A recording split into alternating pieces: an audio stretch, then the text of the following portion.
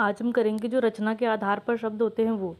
तो रचना के आधार पर नए शब्द बनाने की प्रक्रिया को रचना या बनावट कहते हैं। यानी कोई अगर नया शब्द बना रहे हैं तो उस प्रक्रिया को हम रचना या बनावट कहते हैं।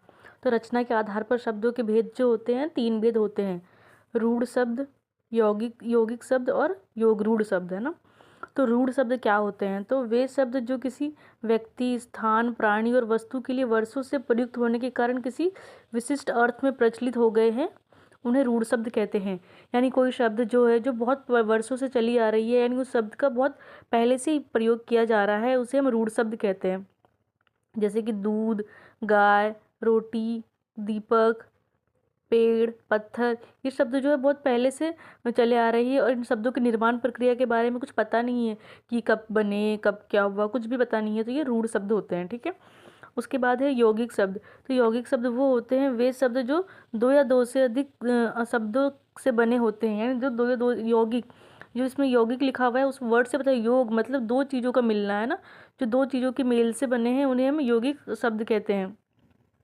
जैसे हाँ, यौगिक शब्द होता है, लेकिन उन शब्दों का अपना पृथक अर्थ होता है, लेकिन उनका एक अलग अर्थ होता है, किंतु अपने मूल अर्थ के अतिरिक्त एक नए अर्थ का भी बोध कराते हैं, उन्हें यौगिक शब्द कहते हैं। यानी जैसे कोई शब्द है वो 2 शब्दों से मिलकर बना है, लेकिन दोनों शब्द अलग अलग अर्थ, दोनों शब्दों का अलग अलग अर्थ होते हैं, लेकिन जो दोनों को मिला के जो नया शब्द बन रहा है उसका भी एक नया अर्थ होता है। जैसे राष्ट्र और पति, ये क्या है? 2 अलग अलग शब्द है, दोनों का अलग अलग अर्थ है और इन दोनों को मिला के एक नया शब्द बन गया है, राष्ट्रपति, ठीक है। अब नेक्स्ट है योगरूढ़ शब्द। योगरूढ़ शब्द वो होते हैं वे यौगिक शब्द जिनका निर्माण पृथक पृथक अर्थ देने वाले शब्दों से होता है। यानी जिनका निर्माण जो है अलग अलग अर्थ देने वाले शब्दों से होता है, किंतु वो अपने द्वारा प्रतिपादित अनेक अर्थों में से किसी एक विशेष अर्थ का ही प्रतिपादन करने के लिए हो गए, लेकिन उन दोनों अर्थों में से किसी एक को मतलब शो करते हैं उसका अर्थ, ठीक है। जैसे पीताम्बर शब्द पीत या पीला होता है और अंबर मतलब वस्त्र के योग से बना है, किंतु अपने मूल अर्थ से इतर इसका शब्द विष्णु है, ठीक है। यानी 2 शब्द है, दोनों का अलग अलग मतलब है, लेकिन जो तीसरा अर्थ बनेगा वो मतलब जो उनका अर्थ से कोई विशेष अर्थ निकलता है उसका, ठीक है। ये क्या होता है? योगरूढ़ शब्द होता है। नेक्स्ट है प्रयोग के आधार पर। प्रयोग अथवा रूप परिवर्तन के आधार पर हिंदी में शब्दों को भेद किए जाते हैं। प्रयोग के आधार पर भी इसके भेद है। तो प्रयोग के आधार पर जो है विकारी शब्द। तो विकारी शब्द, इनको बस हम ये जान लेते हैं कि विकारी शब्द होते क्या हैं। इनका जो डिटेल है वो नेक्स्ट चैप्टर्स में आएगा, उसमें देखेंगे। तो वे शब्द जिनका लिंग, वचन, कारक एवं काल के अनुसार रूप परिवर्तित हो जाता है विकारी शब्द कहलाते हैं। यानी इनका लिंग, वचन, कारक एवं काल के अनुसार उनका रूप जो परिवर्तित हो जाता है उसे विकारी कहते हैं। और अविकारी वो होता है जिनका लिंग, वचन, कारक एवं काल के अनुसार परिवर्तन नहीं होता है, वो अविकारी होता है, बस। उसके बाद नेक्स्ट अर्थ के आधार पर। तो अर्थ के आधार पर भी जो है उनके बहुत सारे भेद हैं। तो अर्थ के आधार पर से एकार्थी शब्द, तो जिन शब्दों का प्रयोग एक ही अर्थ में होता है, यानी कोई ऐसे शब्द जिनका प्रयोग केवल एक ही अर्थ के लिए होता है, वो एकार्थी शब्द। जैसे दिन, धूप, लड़का, बस ये एक ही लड़का है तो लड़के के लिए होगा, और लड़का शब्द कहीं यूज़ नहीं होता है, ठीक है। अनेकार्थी शब्द वो होते हैं जिन शब्दों के अर्थ एक से अधिक होते हैं, अनेकार्थी शब्द कहलाते हैं। जैसे अज हो गया, अमृत हो गया, कर हो गया, सारंग हो गया, ये सब क्या होते हैं? इनके एक से ज़्यादा अर्थ होते हैं। नेक्स्ट है पर्यायवाची शब्द। पर्यायवाची वे शब्द होते हैं जिनका समान अर्थ होता है। जैसे यहाँ पे लिखा हुआ है अमृत, पीयूष, सुधा, अमी, सोम, ये सब जो क्या है अमृत के समानार्थी शब्द होते हैं। ऐसे जैसे पानी है, पानी का होता है जल, नीर, वारी, है ना। ये सब क्या होते हैं? पानी के पर्यायवाची शब्द होते हैं।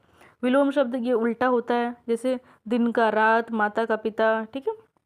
नेक्स्ट है सम उच्चरित शब्द या युग्म शब्द। ऐसे शब्द जिनका उच्चारण समान प्रतीत होता है किंतु अर्थ भिन्न भिन्न भिन्न होता है। जैसे जिनका कोई उच्चारण है वो सेम है लेकिन उसका मतलब जो है वो अलग अलग होता है। जैसे आदि, ये देखते हैं हम, जैसे दिन है, एक तो दिन होता है जिसमें छोटी मात्रा होती है, दिन वाला दिन होता है। एक होता है दीन होता है, मतलब बड़ी मात्रा आती है, दीन मतलब वो गरीब वाला हो जाता है, ठीक है, वो होता है।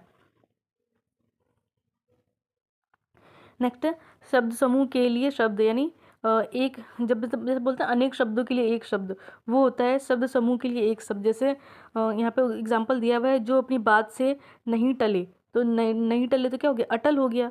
जहाँ जाना संभव ना हो, अगम्य हो गया, ठीक है। ये क्या होते हैं? अनेक शब्दों के लिए एक शब्द।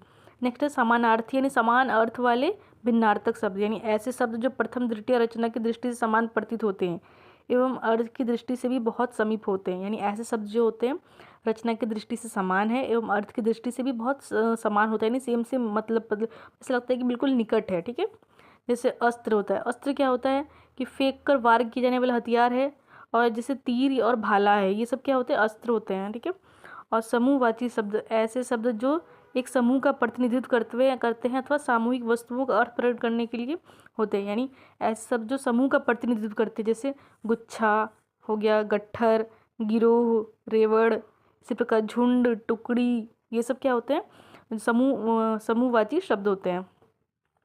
नेक्स्ट है ध्वन्यार्थक शब्द, ऐसे शब्द जिनका अर्थ ध्वनि पर आधारित होता है ना, जिनका अर्थ ध्वनि पर आधारित होता है। जैसे पशुओं की बोलियाँ हो गया, दहाड़ना हो गया, भौंकना हो गया, कुत्ते का होता है, हिनहिनाना घोड़े के लिए हम यूज़ करते हैं, चिंघाना हाथी के लिए, ठीक है, मिमियाना भेड़ या बकरी के लिए। वैसे पक्षियों की बोली जैसे चहचहाना चिड़िया के लिए, पीऊ पीऊ पपीहा करता है, काँव काँव कौवा करता है। ये सब जो बन चुके हैं ये हम जैसे बोल रहे काँव काँव कर रहा था, मैं इस थोड़ा ना बोलेंगे कोई चिड़िया काँव काँव कर रहा है, नहीं, हम बोलेंगे कि कौवा ही काँव काँव कर रहा है। जड़ पदार्थों की ध्वनियाँ, तो जैसे कड़कना, कड़कना वर्ड किसके लिए होता है, बिजली के लिए। खटखटाना, दरवाजा, सब ना बोलेंगे हम कोई बिस्तर खटखटा रहा है, ऐसा नहीं बोलेंगे हम, क्या बोलेंगे, तो कोई दरवाज़ा खटखटा रहा है। छुक छुक रेलगाड़ी से थोड़ा बोलेंगे बस छुक छुक करती है, नहीं ऐसा नहीं बोलेंगे। ठीक है, बस ये चैप्टर हो गया है कंप्लीट। इसके जो क्वेश्चन है